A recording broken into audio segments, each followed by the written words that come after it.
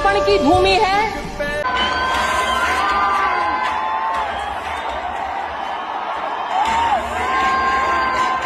17 বছর পরে ফাইনালি বন্ধুরা আজকে আরসিবি ম্যাচটা জিতে গেল এবং উইনার হয়ে গেল।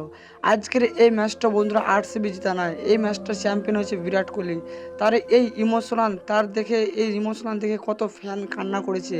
আমি নিজেও তা কান্না করেছি এই বিরাট কোহলির জন্য। আমি নিজে কিন্তু একটা KKR ফ্যান, কিন্তু তারপরেও কিন্তু এই মানুষটা বিরাট কোহলির জন্য ইমোশনাল হয়ে গেছে। কারণ বন্ধুরা তার ইমোশনাল এবং আজকের এই দিনে কিন্তু এবি ডিভিলিয়ার্স এবং ক্রিস গেলও কিন্তু উপস্থিত ছিলেন। অবশ্যই আপনি যদি প্রথম থেকে খেলা দেখে থাকেন তাহলে ক্রিস গেল এবং এই এবি ডিভিলিয়ার্সকে চিনে থাকবেন। এবং বন্ধুরা তার থেকে বড় কথা, আমি আগের ভিডিওতে বলেছিলাম যে আরসিবি ম্যাচ জিতে গেলে কী কী হতে পারে। সত্যি কথা বলতে এতটা পরিমাণে পটাকা থেকে শুরু করে এবং ফ্যানদের হাসি থেকে শুরু করে আপনি দেখলে ইমোশনাল হতে বাধ্য হয়। এবং যে সমস্ত কীর্তিকাণ্ডগুলো করেছে রাস্তার মাঝে এবং পুরো সোশ্যাল মিডিয়াতে জুড়ে কিন্তু একটাই ভিডিও আসছে, শুধু আরসিবি অ্যান্ড আরসিবি। ভিডিও থেকে শুরু করে ইমোশনাল থেকে শুরু করে এভরিথিং সব কিছু। তারপরে যখন চ্যাম্পিয়ন ম্যাচ কমপ্লিট হয়ে গেল তখন কিন্তু অনুষ্কার সাথে জড়িয়ে কিন্তু বিরাট কোহলি সবার মধ্যে প্রুভ করে দিয়েছে সব ম্যাচ এক না।